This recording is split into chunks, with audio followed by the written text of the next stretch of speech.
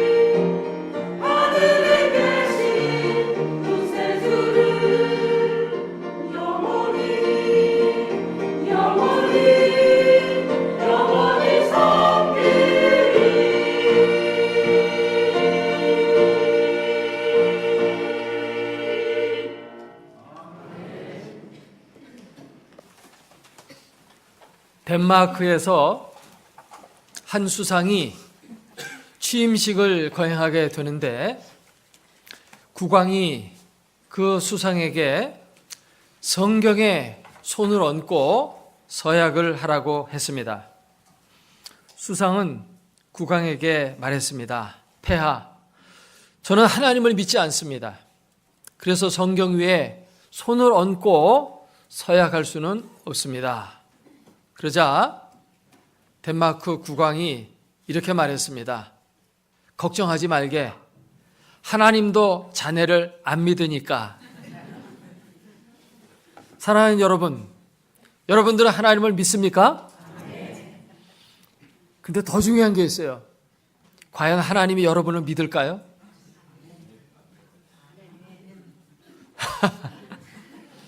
여러분의 믿음이 진짜라고 하나님이 여기실까요? 만일 나는 정말 하나님 믿는다고 믿고 있는데 하나님 볼 때 내 믿음은 엉터리 믿음이다 라고 이렇게 판단하신다면 과연 그 엉터리 믿음 가지고 구원을 받을 수 있을까요? 내가 하나님을 믿는 것도 중요하지만 하나님이 나를 믿어주시는 것, 이게 사실은 더 중요한 것 같습니다. 여러분, 예수님을 믿는다는 것, 그것은 도대체 어떻게 사는 것을 말하는 것일까요? 예수 믿는다는 것의 핵심 요소는 무엇일까요? 오늘 말씀이 그것을 우리에게 알려주고 있습니다. 오늘 말씀에 보면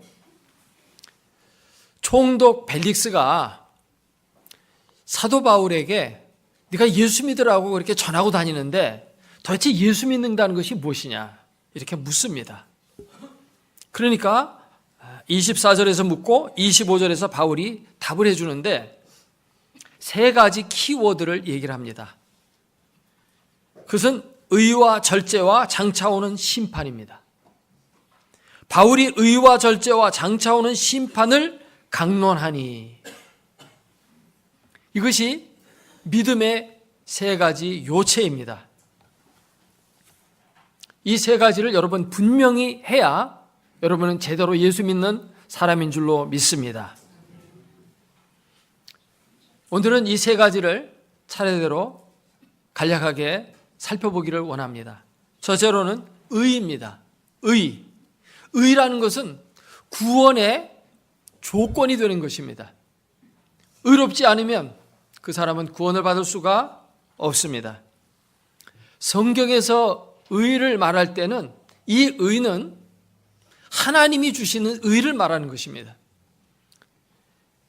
마르틴 루터는 종교개혁을 일으키기 전에 이 하나님의 의를 하나님께서 불꽃 같은 눈으로 죄인을 감찰하시고 무섭게 심판하시는 의라고 생각을 했어요. 재판정에서 칼날같이 날카롭게 판단하는 정의, 그것을 의라고 생각했어요. 그 하나님의 의 앞에 설 수 있는 자는 사실 아무도 없습니다. 왜냐하면 모두가 다 죄인이고 하나님 앞에 어여시 설 수 있는 자는 아무도 없기 때문입니다. 그래서 마르틴 루터는 고행을 많이 했습니다. 스스로 자기가 자기 자신을 벌 주는 겁니다. 그래서 옛날 기록들을 보면은 많은 수도사들이 자기 우통을 벗고 채찍으로 자기 몸을 때립니다. 조그만한 나쁜 생각이라도 머릿속에 들어오면 자기를 때리는 거예요. 그래 몸에 그 회초리 자국이 쫙쫙 나면서 거기서 피가 맺힙니다. 그렇게 자기 자신을 하나님의 무서운 심판 앞에 다스려 나가는 거죠. 금식을 하고 고행을 하고, 마르틴 루터는 성지순례를 하면서 로마 교황청 앞에 돌계단이 있는데 돌계단을 올라갈 때 속죄하는 마음으로 바지를 걷어 올리고 맨 무릎으로 그 돌계단을 기어 올라갔습니다. 그러니까 무릎팍이 까져가지고 무릎에서 피가 줄줄줄 흘러내립니다. 그렇게 해서라도 그 무서운 하나님의 심판 앞에 의롭다함을 받기를 원했던 것입니다. 근데 아무리 그렇게 한다 할지라도 마음속에 평안이 없고 자유함이 없어요. 자기가 자기 자신을 그렇게 쳐서 복종을 시켜도 정말 무서운 하나님의 심판 앞에 과연 내가 견딜 수 있을까? 그런 걱정 때문에 도저히 마음에는 평안함이 없었던 것입니다. 죄짐의 무거운 그 눌림 속에서 계속 살아갔던 것입니다. 율법의 행위로는 의롭다함을 얻을 수 있는 사람이 아무도 없습니다. 요즘 미투 운동이 확산되는 가운데 숨겨졌던 죄악들이 속속 드러나고 있습니다. 유명한 영화 배우가 넘어집니다. 어떤 영화 찍으려고 했는데 다 준비까지 다 되고 했는데 그 사람이 거기에 해당자가 되니까 배우를 바꿉니다. 바꾸니까 수십억이 돈이 더 들어간다고 그래요. 노벨 문학상 후보로 10여 년 동안 계속 올라갔던 유명한 한국의 대표적인 시인이 있습니다. 그 시인도 이 미투 운동에 의해서 무너져 내렸습니다. 그의 시가 학생들의 교과서에 실려 있어요. 이제 내년부터 뺀다고 합니다. 그들은 행동으로 드러난 죄악 때문에 그렇게 된 거예요. 근데 행동으로 드러나지 않은 죄악, 마음으로 짓는 죄까지도 하나님은 다 감찰하고 계시기 때문에 그 하나님 앞에서 과연 의롭다고 말할 수 있는 사람이 있을까요? 조그만 죄라도 남김없이 다 판결하시는 하나님 앞에서 우리는 정말 하나님 앞에 설 때 얼굴을 들을 수 없을 겁니다. 그렇기 때문에 하나님의 의가 재판정에서 판결하시는 그 정의의 칼날이라면 그 칼날 앞에 피할 수 있는 사람은 아무도 없습니다. 구원받을 수 있는 사람은 아무도 없다는 얘기입니다. 그러므로 구원을 받으려면 하나님의 은혜를 받는 길밖에는 방법이 없어요. 근데 마르틴 루터가 성경을 읽다 보니까 이 하나님의 의가 무서운 하나님의 의가 아니고 죄인을 믿음으로 의롭다고 하시는 은혜의 의라는 것을 알게 됐어요. 우리를 용서하시는 자비의 의라는 사실, 그걸 깨닫게 되었어요. 그래서 그는 종교개혁을 일으키게 된 겁니다. 우리가 지금까지 잘못 믿었다. 우리 하나님은 무서운 하나님이기도 하지만 사랑의 하나님이라는 그 사랑의 하나님을 발견함으로 말미암아서 새롭게 기독교의 신앙이 혁신되기 시작했던 것이죠. 우리가 성경을 한번 같이 찾아서 읽어보겠습니다. 로마서 3장 20절에서 24절까지의 말씀인데 자막으로도 띄었으니까 우리 한번 같이 읽어보도록 하겠습니다. 그러므로 율법의 행위로 그의 앞에 의롭다 하심을 얻을 육체가 없나니 율법으로는 죄를 깨달음이니라. 이제는 율법 외에 하나님의 한 의가 나타났으니 율법과 선지자들에게 증거를 받은 것이라. 곧 예수 그리스도를 믿음으로 말미암아 모든 믿는 자에게 미치는 하나님의 의인이 차별이 없느니라. 모든 사람이 죄를 범하였음에 하나님의 영광에 이르지 못하더니 그리스도 예수 안에 있는 속량으로 말미암아 하나님의 의로 값없이 의롭다 하심을 얻은 자 되었느니라. 아멘. 이 하나님의 의는 신약에 와서 비로소 얘기하는 것이 아니고 구약의 율법과 선지자들에게 증거를 받은 거라고 했어요. 구약시대 때부터 벌써 그것에 대한 예언이 있었어요. 예수 그리스도가 의를 가지고 온다. 그를 통해 그 의의 선물을 믿음으로 받는 사람은 하나님 앞에 의를 얻게 된다. 그겁니다. 그러니까 사도 바울이 이 벨릭스 총독에게 의를 얘기했다고 하는 것은 예수 그리스도를 믿어야만 당신은 구원을 받을 수 있다라고 얘기한 겁니다. 아멘입니까? 신앙생활의 요체를 의와 절제와 장차올 심판, 이 세 가지를 얘기했는데 이것은 예수님이 이 땅에 계실 때 이제 너희 가운데 성령이 오시게 되는데 성령이 오시면 세 가지를 책망할 거다. 첫째는 죄에 대하여, 의에 대하여, 심판에 대하여 세상을 책망할 거다. 이렇게 말씀했어요. 진리의 성령님이 하시는 일은 이 세 가지예요. 근데 이 세 가지와 사도 바울이 얘기한 이 세 가지는 결국 같은 거예요. 그러니까 신앙의 핵심은 이 세 가지에 있는데 첫 번째, 이 의는 뭐냐? 이것은 예수 그리스도를 통해서만 우리에게 주어지시는 거라는 것입니다. 다른 방법이 없다는 것입니다.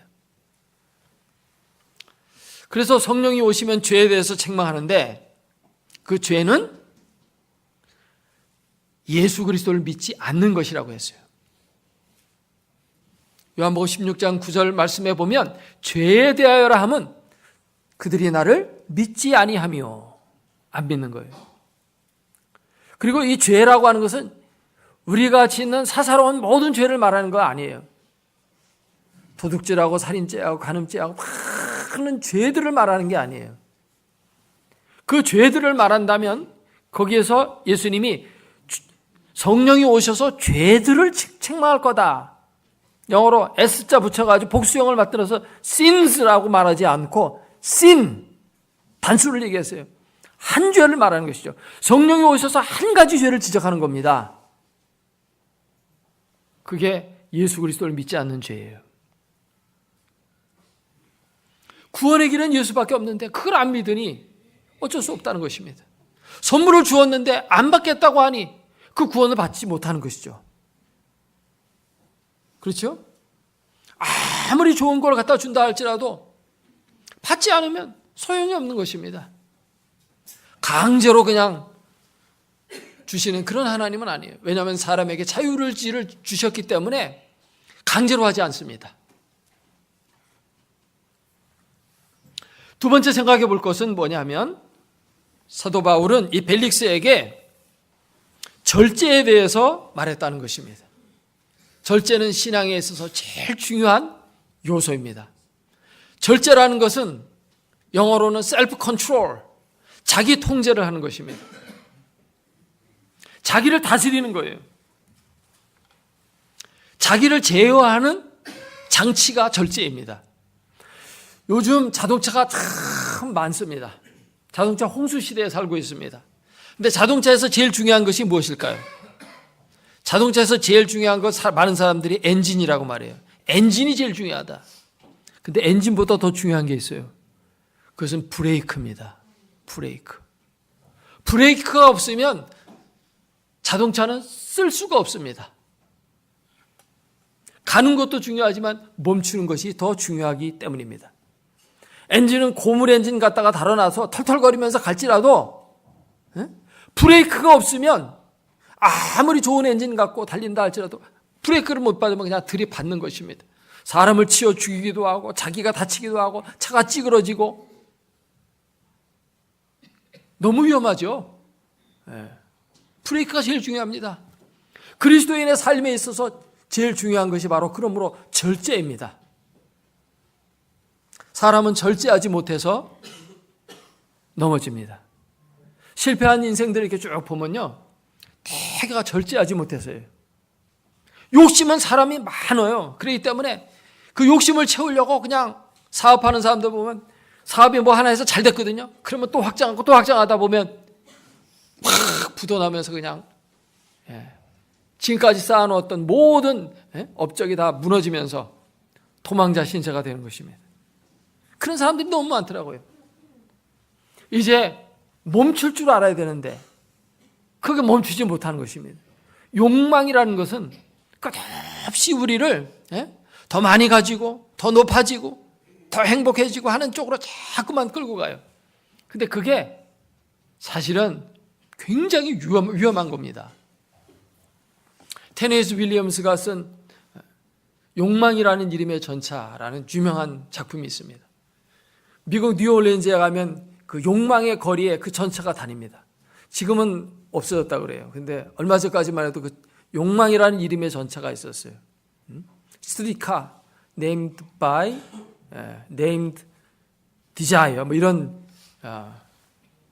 전차가 다녔어요. 지금도 전차는 다닙니다. 명물이 되어 있어가지고 관광객들이 이제 그 전차 타는데,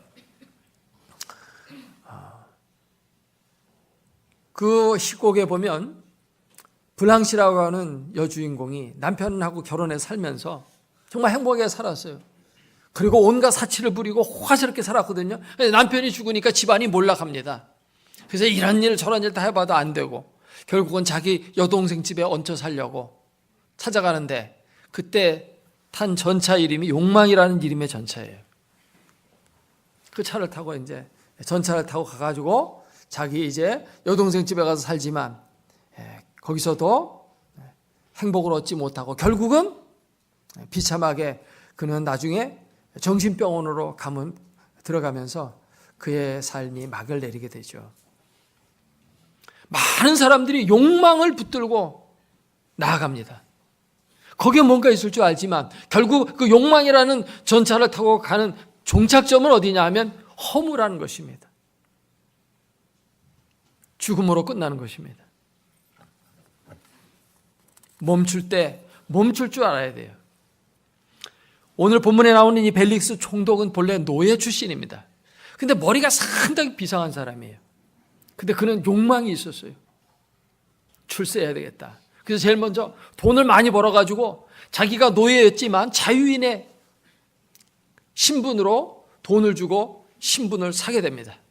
자유인이 된 다음에 자꾸만 돈을 가지고 이제 관직을 매수해서 총독에까지 올라왔어요. 그러다 보니까 필요한 건 또 자기 신분 상승에 필요한 좋은 권세 있는 부인입니다. 그래서 조강지차를 벌이게 되고 다른 좀 유명한 여자를 부인으로 맞이해드려요. 근데 그것으로도 만족 못합니다.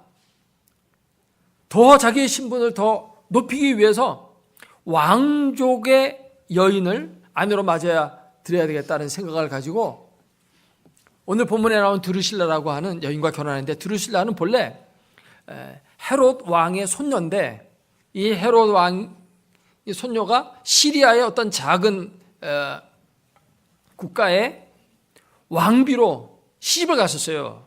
어린 나이에. 그런데 이제 이 여인을 이 총독 벨릭스가 보고서 너무 반한 겁니다. 그리고 신분이 아주 좋잖아요. 그래서 이제 빼앗으려고 마술사 시몬을 동원을 합니다. 그러니까 마술사가 어떻게 했는지 그 기록은 정확하지는 않지만 이 마술사가 뭔가 음모를 꾸민 것 같아요. 뭐 정확하게는 알 수 없지만 이 여인하고 계속 당신 살다가는 이 나라 망한다든지 무슨 뭔가 이런 뒤에서 조작을 좀 한 겁니다. 그래서 결국은 이혼하게 돼요. 이혼하게 된 기회로 이제 그 여인과 더불어서 이제 셋째 부인을 맞이하게 된 게 바로 드루실라입니다. 그러니까 이제 자기 신분은 굉장히 높아졌어요. 부인은 왕족이죠. 자기 권세는 총독이죠. 그러면서도 욕심엔 끝이 없습니다. 더 많은 돈을 또 벌어야 되죠. 사람이 권세를 얻게 되면 그 다음에 오는 게 뭐냐면 돈이에요. 높은 자리에 올라가면 항상 생각이 어디로 가냐면 돈 쪽으로 갑니다. 오늘 본문에 보니까 사도 바울을 자주 불러서 물어봤는데 왜 그러냐 하니까 돈을 좀 받아볼까 해가지고 불렀다 이렇게 나와 있어요. 근데 이 총독이 다스리는 관내에서 소요 사태가 일어났는데 무자비한 유혈 진압을 자행을 해가지고 많은 사람이 피를 흘리고 죽게 됐습니다. 그래서 그것이 문책이 돼가지고 그 자리에서 좌천되고 감옥에 가게 될 거 간신히 돈 써가지고 벗어난 다음에 베수비오라고 하는 지역으로 이제 좌천돼 가게 됩니다. 근데 그 베수비오에서 마침 화산이 폭발합니다. 그래가지고 베수비오 시민들이 전부 용암에 다 깔려가지고 죽는데 이 벨릭스 가족도 자기 아들과 함께 거기서 가족이 다 몰살당하고 맙니다. 결국 욕망을 추구하면서 나아가는 인생의 마지막은 뭡니까? 이렇게 허무한 거예요. 그렇기 때문에 절제하라는 것입니다. 절제는 옳은 일을 하기 위해서 그릇된 욕망을 제어하는 것입니다. 근데 그게 인간의 힘으로는 잘 되지 않습니다. 여러분, 절제하고 싶어도 절제가 잘 안 되는 사람들 많이 있어요. 인간의 노력으로는 잘 안 됩니다. 그럼 어떻게 해야 됩니까? 하나님의 힘을 빌려야 됩니다. 하나님이 해주실 땐 절제가 돼요. 근데 내 스스로는 잘 안 돼요. 옛날 불교계의 유명한 성철 스님이라는 분은 장좌 불화한 사람이에요. 그 사람은 눕질 않아요. 수년 동안 두루 누운 적이 없어요. 잠을 잘 때도 두루 눕질 않아요. 그냥 참선하는 자세로 잠깐 눈 감고 휴식 취하는 게 그게 잠이에요. 그렇게 수행한 사람도 죽으면서 뭐라고 얘기했냐면 내 죄악이 수미산보다 더 높다고 했어요. 그는 이 인간의 힘으로 절제가 되겠습니까? 안 됩니다. 하나님이 도와주셔야 되는 줄로 믿습니다. 네. 그러니까 내가 내 힘으로 뭔가를 잘하려고 하면 안 되고 이 절제는 하나님께 의지해야만 되는 것입니다. 신앙생활을 잘하려면 내 힘으로 하면 안 돼요. 성령의 능력으로 해야 될 줄로 믿습니다. 그래야 성령께서 내 안에 오셔서 역사하셔가지고 사랑과 희락과 화평과 오래 참음, 자비, 양선, 충성, 온유의 절제 이런 것들을 맺으면서 아름다운 신앙의 삶을 살아갈 수가 있게 되는 것입니다.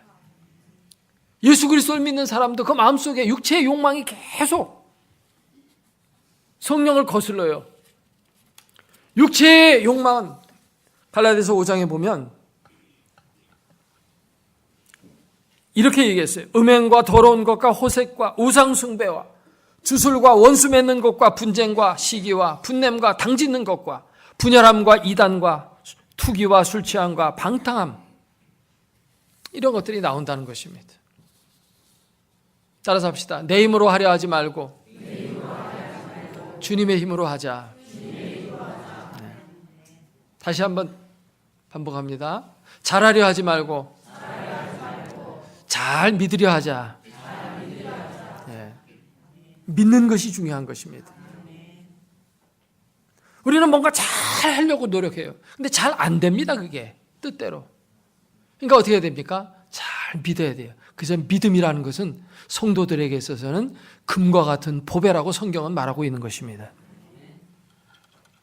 종교계의 노벨상으로 알려진 템플턴 상을 수상한 한경직 목사님은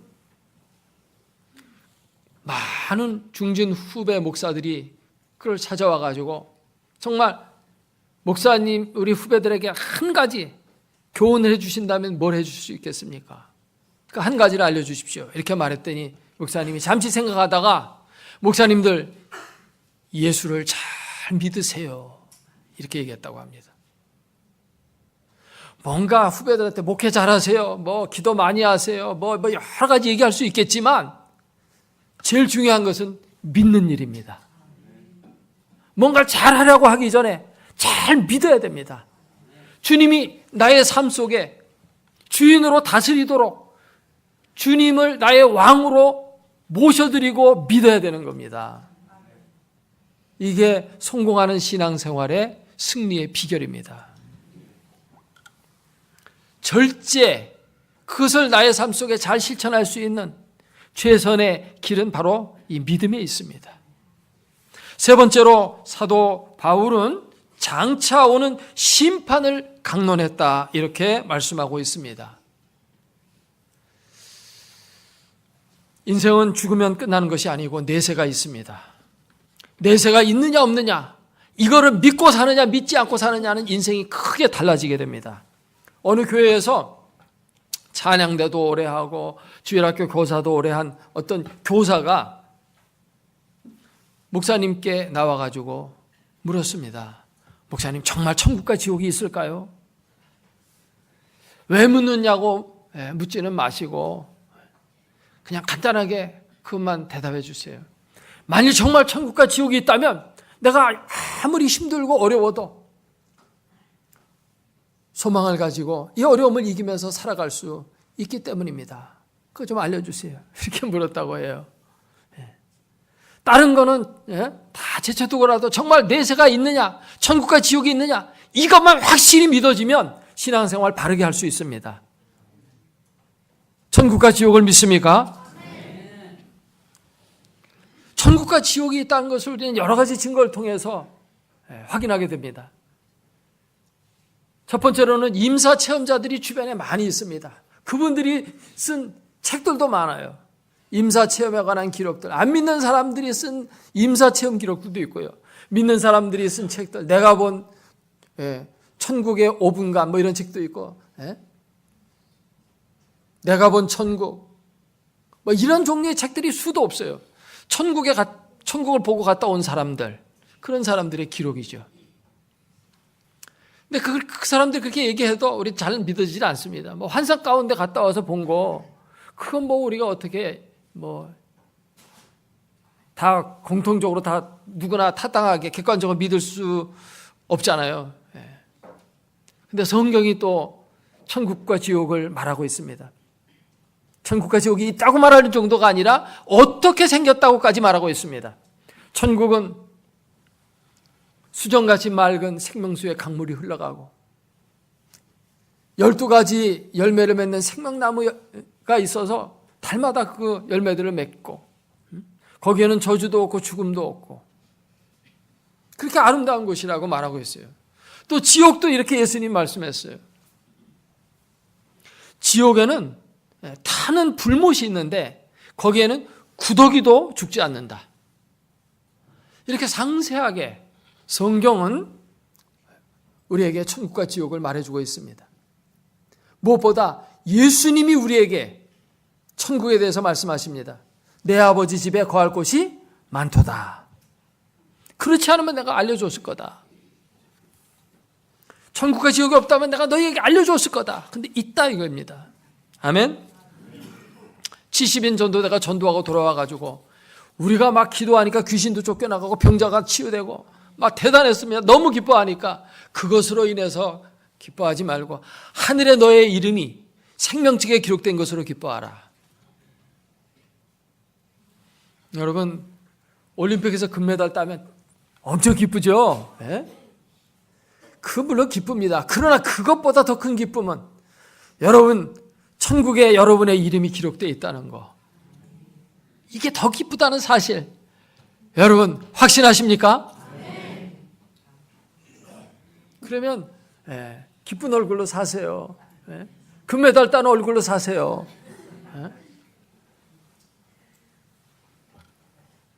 너희 손과 발이 범죄하거든 찍어서 잘라내버려라.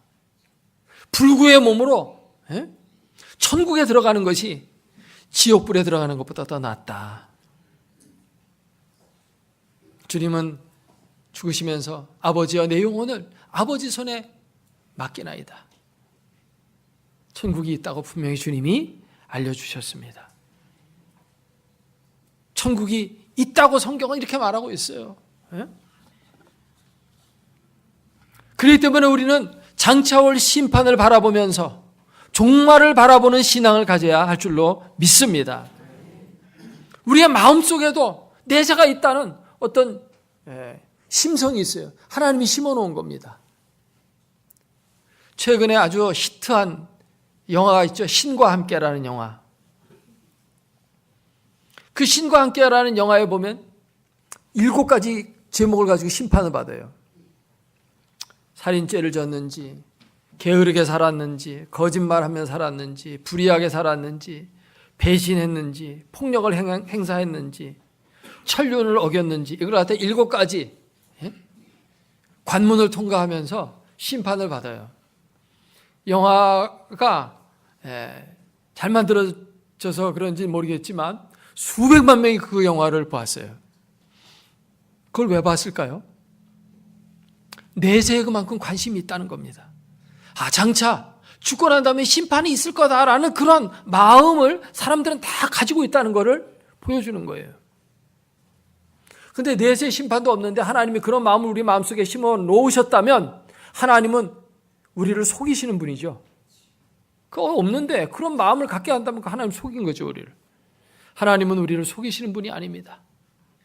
여러분 마음속에 내세 무서운 심판이 있을 거다라는 어떤 두려운 마음이 있는 거, 그건 바로 내세가 있다는 얘기예요. 천국을 믿고 지옥을 믿고 장차 올 심판을 믿고 사는 우리 모두가 되어야 할 줄로 믿습니다. 세계적인 부흥사 찰스 피니는 변호사 개업을 하려고 뉴욕의 한 사무실에 앉아 있었습니다. 그때 갑자기 주님의 음성이 들려왔습니다. 피니야, 네가 변호사가 되려고 하는데 그러면 네 삶은 어떻게 되지? 그러면 내가 돈 많이 벌어서 부자가 되겠죠. 그러면 그 다음엔 어떻게 되겠지? 그러다 보면 뭐 은퇴하지 않겠습니까? 은퇴하면 다음엔 어떻게 되지? 죽겠지요. 죽은 다음엔 뭐가 있겠지? 심판이 있겠죠. 그 소리를 답하고 난 다음에 피니는 그 자리에서 튀어나갔습니다. 그리고 숲속으로 들어갔어요. 그리고 거기서 그는 기도하기 시작했습니다. 정말 내세의 심판이 있다면 나는 이런 삶 살지 않겠습니다. 내가 주님의 종이 되어서 하나님의 일을 하면서 살겠습니다. 그는 거기서 결단하고 내가 하나님과 화목하기 전에는 이 숲에서 나가지 않겠습니다 하면서 그는 거기서 계속 기도했어요. 그러다 성령의 놀라운 능력을 받아가지고 나와서 주의 종이 돼서 50년 동안 수천 수만 명에게 복음을 증거하는 위대한 전도자의 삶을 살았습니다. 천국을 믿고 지옥을 믿는 사람은 삶이 달라져요. 오늘 우리가 살아가는 눈에 보이는 세상만이 전부 다라고 믿지 않는 사람은 삶이 다릅니다. 할렐루야. 최후의 심판에는 2가지가 있습니다. 하나는 죄에 대한 심판이 있고 또 하나는 상급 심판이에요. 죄된 심판에서 살아남을 사람은 아무도 없는데 살아날 수 있는 길은 하나님께서 피할 길을 내주셨죠. 예수 그리스도를 믿으면 그 심판에서 벗어나는 거고, 그러나 구원받는다고 다 끝난 것은 아니고요. 거기서도 정말 영광스러운 상급 받는 사람이 있는가 하면 부끄러운 구원을 받는 사람도 있어요. 고린도서 3장 12절에서 15절까지의 말씀을 한번 읽어보도록 하겠습니다. 자막에도 뒤에 나오니까 보면서 같이 한번 읽어보겠습니다. 만일 누구든지 금이나 은이나 보석이나 나무나 풀이나 지푸로 이 터 위에 세우면 각 사람의 공적이 나타날 터인데 그날이 공적을 밝히리니 이는 불로 나타내고 그 불이 각 사람의 공적이 어떠한 것을 시험할 것임이라. 만일 누구든지 그 위에 세운 공적이 그대로 있으면 상을 받고 누구든지 그 공적이 불타면 해를 받으리니 그러나 자신은 구원을 받되 불 가운데서 받은 것 같으리라. 아멘. 작년 연말에 제천에서 큰 불이 나서 많은 사람이 죽었습니다. 2층에 사우나가 있었어요. 거기 있던 사람들이 튀쳐나오는데 뭐 옷 입을 겨를이 없죠. 막 벌벗고 튀어나옵니다. 불에서부터 구원은 받았지만 부끄러운 구원 아니겠어요? 그런데 마지막 심판 날에 정말 구원은 받지만, 예수 그리스도를 믿어서 구원은 받지만 부끄러운 구원 받은 사람이 있다고 말하고 있어요. 주님 앞에서 벌거벗은 몸으로 수치스럽게 우리가 있게 되어지는 그런 구원을 받는 사람이 있다는 것입니다. 여러분은 주님 앞에 섰을 때 영광의 면류관을 받아 쓰겠습니까? 아니면 부끄러워하시겠습니까? 말씀을 마치겠습니다. 벨릭스는 사도 바울에게서부터 이 놀라운 복음을 들었어요. 기독교 역사상 최고의 신학자요, 최고의 전도자요, 최고의 사도요, 이런 사람에게서 복음을 들었어요. 그러면 얼마나 복음을 정말 명료하고 정말 능력 있게 들었겠어요? 근데 그는 그냥 귀로 듣기만 하고 그 복음을 듣고 결단하지 못했습니다. 오늘 말씀을 보니까 이태를 그곳에서 지났다고 돼. 27절에 보니까 2년 동안 사도 바울은 그 곁에서 수시로 복음을 전해 주었는데 그는 끝내 그 복음을 받아들이지 못하고 복음은 한쪽 귀로 듣고 한쪽 귀로 흘려보내고 마음속에는 어떻게 하면 저 바울이 돈을 많이 갖고 있는데 그 돈을 좀 받아볼까 하는 데만 관심이 있었어요.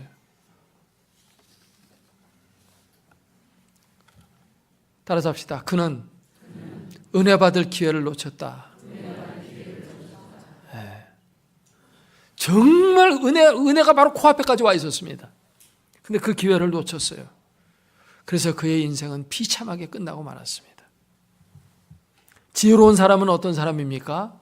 기회가 왔을 때 붙잡는 사람입니다. 여러분, 인생 빨리 지나갑니다. 결단해야 될 때 결단하십시오. 복음의 말씀을 듣고 결단하는 사람이 가장 지혜로운 사람입니다. 기도하겠습니다.